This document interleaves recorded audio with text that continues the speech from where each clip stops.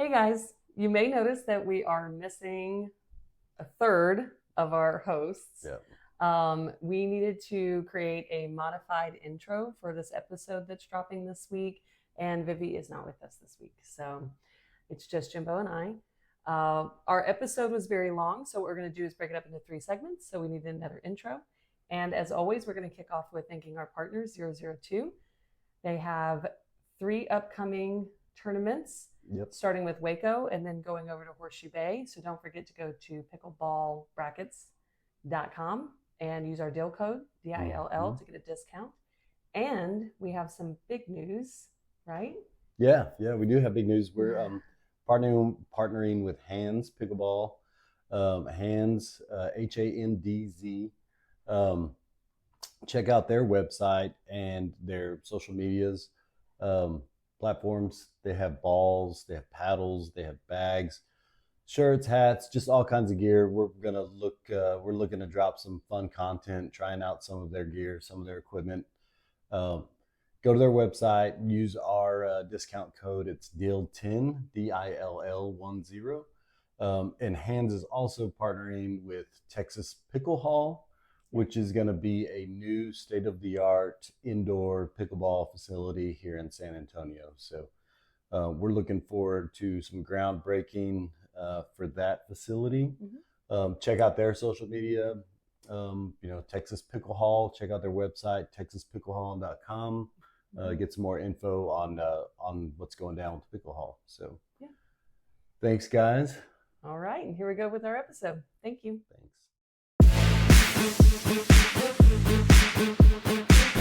All right, so today's episode, while we are focused on amateurs, today our episode is going to focus on the pros. Yep. Yeah? Are we ready? We've got a couple different things when it comes to pros. Sorry. Clearing congestion. So I think what we can start with is maybe pros we like and why. Yep. We'll start there. So who wants to go first on sharing what pros they like? We're looking at you because your pro had... He just won. Event, yes. Yeah. So my favorite pro is, well, I guess he is my favorite, but I do have a reason I like him. Dylan Frazier. I think that he's just I think he's a fun guy. I mean, he's quiet, but I know that he definitely has some fire in him, which I like that he's not too much on the court. But also I think he's a great player. I think he's really underestimated, I guess, because he's, a little 21-year-old boy guy, but he's quick, and he's strong. He's getting stronger. I notice it. Mm-hmm. And I noticed it You too. noticed he got stronger? yeah. Yeah, I noticed it too. He's definitely been hitting the gym a little bit. But yeah. And on the female side, I don't have a favorite female. I'll say it. I don't like a lot of them, but I guess I really like, or I like her the most, Anna Bright. Yeah. Because she can be a lot, but she definitely has she knows when to not. And I think she's just a great player and another really underestimated person, but she's quick and she's good and she's scrappy. Mm-hmm. I guess she can get a lot. I think underrated. I think.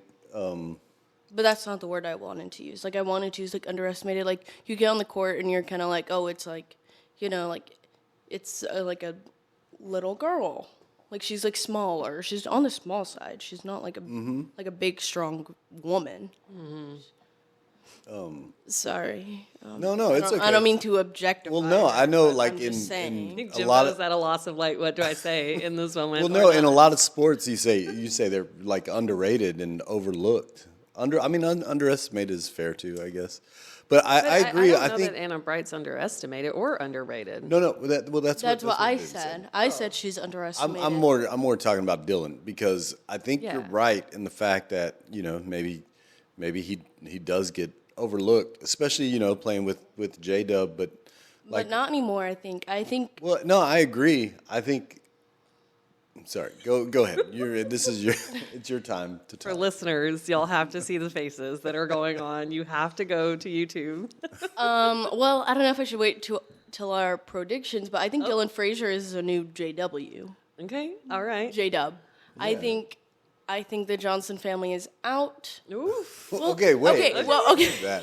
Save that. That's going a little far. And that's, No, that's I don't know that I don't disagree. Like, We'll get to it. We'll get to it, I guess. Sorry. Yeah. No, I think that when you look at like a men's draw or even a singles draw, like I don't know. Sometimes we'll be watching pickleball all weekend, and then it's championship Sunday, and it's like, who's in the final? Like, are we missing somebody? And it's usually like J-Dub and Dylan. That's like we sometimes forget about, but they're so good. They're so good. Like I don't know. I always think of I think of the Johns. I think of Riley, or I think of. They're not the loudest personalities in the room. No, they're. Well, I mean, I think. No. I think Dylan is a pretty cool cat. I think J-Dub plays. I think it's all. I think it's all.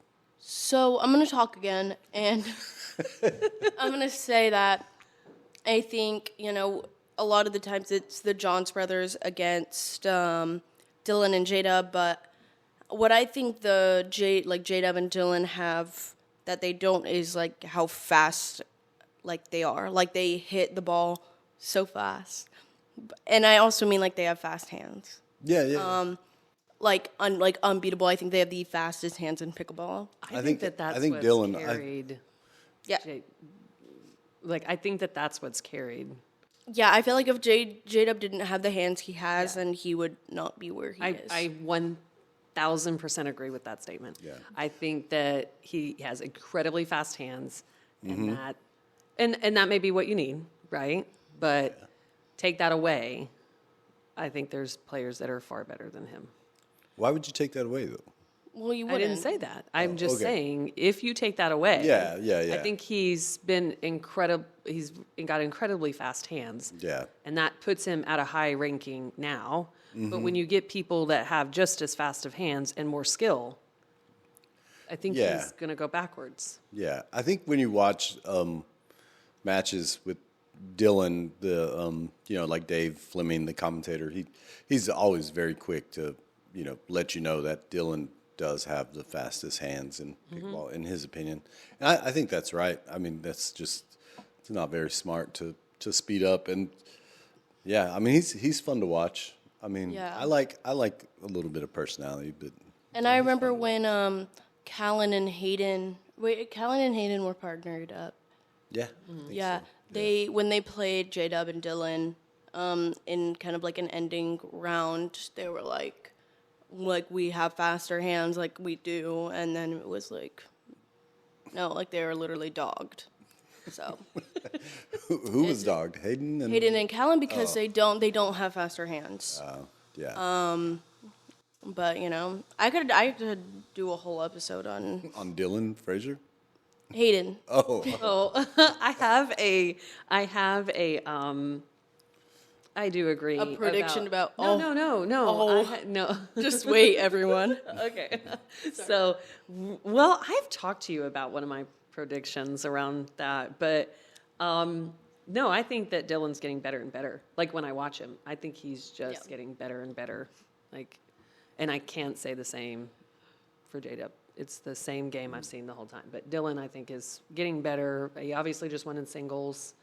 But even his mix, when you watch him in mixed, he has the ability to change his approach and be more aggressive. And I think he's gotten smarter on the court when he's playing. So I think he's going nowhere but up. Yep. I definitely agree. Yeah.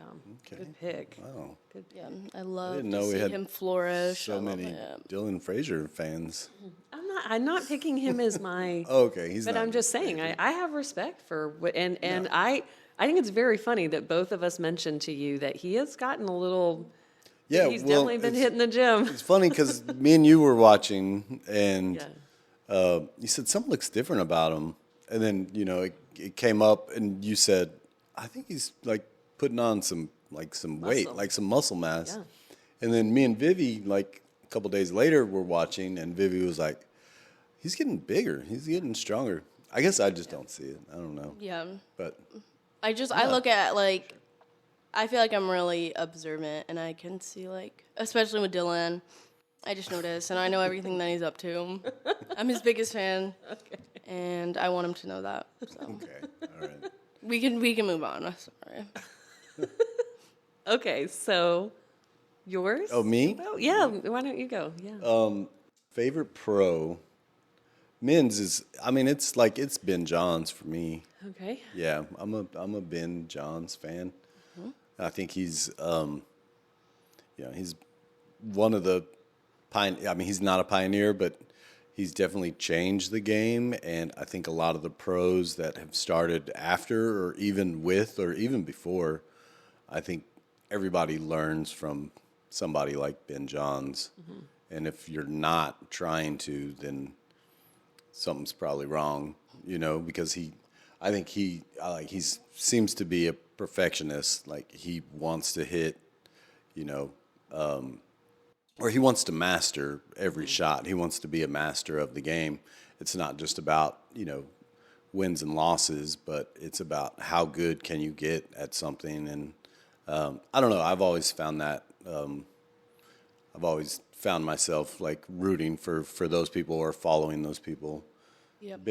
I think Ben is one of those guys, and I don't know. I'd like to see somebody that comes up after Ben that's the same way. I mean, it happens in every sport, but I don't know who that is. I don't know if there's somebody out there on the pro tour right now that's doing the same thing that Ben is, because I don't know. I don't think that there is right now. And I don't think Colin is gonna be that. Well, I don't know, man. It seems like This goes into my prediction. it seems like Colin. I don't know. It seems like Colin is almost. And this is just the outside looking in. I mean, I don't do much research, but somebody listening might be able to tell me.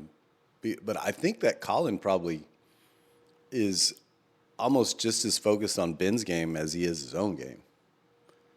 Right? Like getting his brother better and getting the team better. That's what I like about that duo. I think they are set on playing with each other. Yeah. And they want to both make each other the best they can possibly be. Yeah. Where I think there's a lot of individuality on a lot of other teams, and yet to see somebody that can consistently beat or at least compete and push Ben and Colin, because I don't think it's there. I don't think that mold is there. I think Colin, like most great sports teams, have like what you call a glue guy. That's somebody that keeps the team together. And without that glue guy, you basically have nothing. You have pieces all over the place. That's so I think interesting. Colin is the glue guy to me. I don't see it that way at all. Ben, everything hinges on Ben. He's the glue. He's the talent. He's Well, it's everything. I think I mean he's the talent. He's probably, I mean, obviously he's probably the better athlete. He's yeah. I mean, he's faster. He hadn't had the injuries that Colin has, but I don't know. I think we've seen Ben play without Colin before, and not quite as dominant as he is with Colin. Like we've watched him play MLP. Colin's not dominant at all without Ben. He doesn't meddle in anything outside of like Ben's. he. Without Ben, Colin, you would not be okay. I'm stepping into your favorite. No, it's right. It's okay. We've I mean, had that's this what, I mean, this is a podcast. Before, but like, we talk I about think it. Colin puts in just as much effort to learn as Ben. I think it's very interesting that you have two people who are brothers that are just as focused on the same sport. Yeah. And really will take the time. Like Dane said the other day about Colin, he'll humble himself down and say, "How do I improve?" That's great. I mean, I think it's fantastic. I'm not slighting how good of a men's doubles player he is. And yes, do I think as a right side player, he has, he has to be part of glue, right? Consistency. Mm-hmm. But without Ben carries a lot of that. I'll just be honest. You can see Ben and Colin struggling, and then all of a sudden Ben decides, I'm focused and I'm here, and things get shut down. Not Colin. Yeah. Colin's struggling. I don't know that he's struggling. But There's times where Colin is, yes. I mean, yeah, there is, and he's probably. I mean, he plays his role great. Like That's what I was gonna say. I know, like in sports, the idea is always like hit to the weaker player, and I feel like Colin has adjusted really well to that because now he's very much known for his defense and his drops, and I feel like Colin is okay. I feel like Colin is more important than Ben. Just how I feel like when I'm playing maybe with one of my men's partners, I think I'm more important because everyone is always hitting into me. One, because I'm a right side player. I play on the right side, just like Colin. And so, you have to adjust to that. And he's gotten so good at his defense that, and his, drops and he sets Ben up. And so, obviously Ben looks like the hero because he's winning these points, but really he couldn't do that without his great right side player. Mm-hmm. And that's why I think Colin is more important than Ben, but Ben is obviously really the most skilled player, but Yeah, no, I agree. Like Bill Belichick, the greatest NFL coach of all time, New England Patriots, newly retired, but his saying is do your job, right? Like it's that simple. Like Colin's got a job to do, Ben's got a job to do. Right. And if both of them do their job for that particular game or that particular point or tournament, like they're going to win. Yep. Yeah, of course. And I don't think there's another team out there. So we're kind of getting into predictions. Yeah. So We'll see, because I have a prediction. Long story short, Ben is probably my favorite. Ben is my favorite men's just because the reasons I gave you. Student of the game, also master of potentially master of the game. And then women's is tough. Like for a long time it was Jessie. I'm still a big fan of Jessie, but I think Anna Bright has become my favorite women's player. Her game is great. Like she's pretty fiery. She's not super yappy, like a lot of the guys and women are. Like she's not directing a lot of talk to the other team. Yeah. But she is really good at firing herself up, firing her partner up. I think that her partner James Ignatowicz in mixed, he gets fired up too. But I think she brings a lot of that on. He's very, seems very cool, like laid back, and I think she fires him up a little bit. And what she's done with her women's partners is, with Glossman and Reinbecker, right? Mm-hmm. Yeah. She's basically brought them on and said, hey, I like the way that you play. Like, we're going to draft you for MLP. And then went on to Reinbecker and said, hey, let's play PPA together. Like, I need somebody that's going to compete with me. Mm-hmm. She didn't go out and find, obviously number one and number two, I think, are Anna Lee and Catherine. She did play with Anna Lee. Yeah. Do you think once or twice, but once or twice she did almost half a season with her. No, they had a couple of tournaments. It was mainly Catherine. She was flipping between for half a year. They flipped. Somebody tell us how many I'm going to tell you tournaments. at the beginning of last year, she was flipping between the two players. I know Anna Lee played a couple of tournaments. She played some tournaments with Anna Bright and Catherine. But I think it was just a couple with Bright, to be honest with you. So, anyways. And I think that Catherine was selected. That was the tryout, basically, and both are strong, right? I think both of them are incredibly strong. But I think Catherine that was selected schedule as for the pros, for most of the pros, is made out already. Like they know who they're playing what with right now.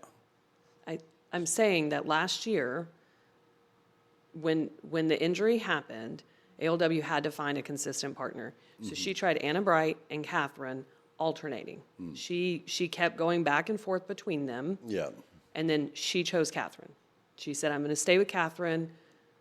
I think at some point there was a choice made.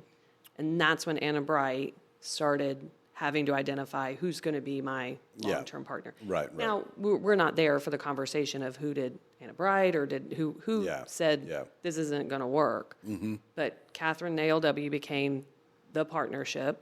Yeah. And that started at midpoint last year, where they consistently played together. Yeah. And Anna Bright didn't have a consistent women's partner. She had to start finding one. Right. Yeah, so I think that what I really like about Anna Bright is, one, like I said, I mean, she went out and said, I'm going to do this with my friend. I'm going to do with somebody that suits, my game, and my game suits their game. She can go out and find like the number 4, number 5, or find a big name that's going to, boost her up. I think she's, I don't know, I think what she's done with who she's done it with over the last year and a half is really amazing. And like I said, she's fiery, but not overly, trash talking, or just, it's not after every shot. It's usually, kind of more towards the etiquette of, when she hits a great shot, she gets pumped up. It's not necessarily where her opponent makes a mistake. She's doing something. It's it's fun to watch for me. So I think she's going to be a force. More to come in my predictions with Anna Bright. I think that when she's playing with, I think James gets a little lost in the sauce, and he gets really heady, and I feel like Anna does a really good job of bringing him back, which is why I love their partnership so much, and also why I like Anna Bright so much. And I feel like her and Rohrenbacher. Rachel. Let's just call Yeah, her Rachel. I couldn't think of her first name. I was like, Riley. It's easier to say Rachel. I feel like, they are like the perfect puzzle pieces. I feel like they are really, really similar on the court, personality-wise, and I think I love that partnership. So Nice. How about you? Who's your favorite pros? So I'll start with women, because I honestly think women is a hot mess. I also would go with Anna Bright, is one of my favorite Man, we women. finally agree on something. Yeah. But I like Anna Bright because of the fire that she brings to the court. It's never offensive, like you said. It's never pointed towards somebody. She's just really amped up in a point. Yeah. I think she's probably one of the smartest players in pickleball. Yeah. And what she's done, what you're kind of hinting towards, is that she's smart enough to know, I need a very particular partner on the court. And I'm willing to work with that partner to get there. Yeah. She knows, and I my gut tells me that she knows that the top players out there, it just wouldn't be a good long-term partnership for her. Yeah. And she's like, I'd rather put the time in with somebody who's coming up, and I Right. can build it. I think she really wants a consistent partnership, which I think is ailing in pickleball, like having consistent partners. I think they're going towards trying to figure that out. But I think Anna Bright's just a really, really smart player on the court. Yeah, And even James, like I heard in this one podcast that when James originally, they were talking about playing together, she basically just told him, you're not good enough to play with me. And he knew he had to get better in order to be her mixed partner.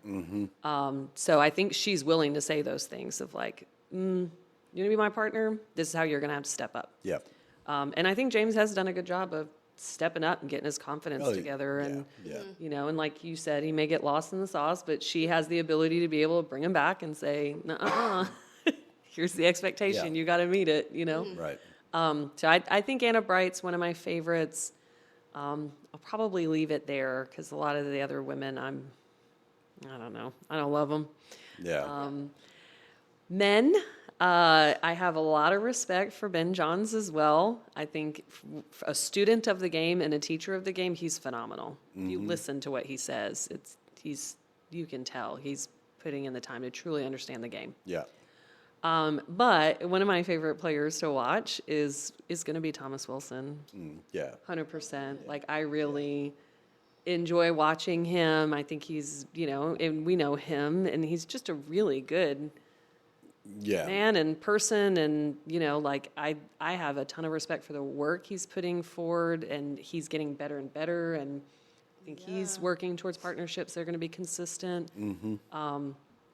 I think he's he can be a support person, but he also can be the leader. Yeah. And he's so powerful. So I definitely put Thomas like a solid second to Ben, just because how great of a person he is. And we've played with, like, he'll take the time, or maybe not take the time, but he enjoys playing with friends that he grew up with, and friends of his family, and his parents are great and have done a lot for a lot of players here, so and Thomas is he's following right in their footsteps, I think. Great family. I could follow Thomas' content all the time, him and Brittany.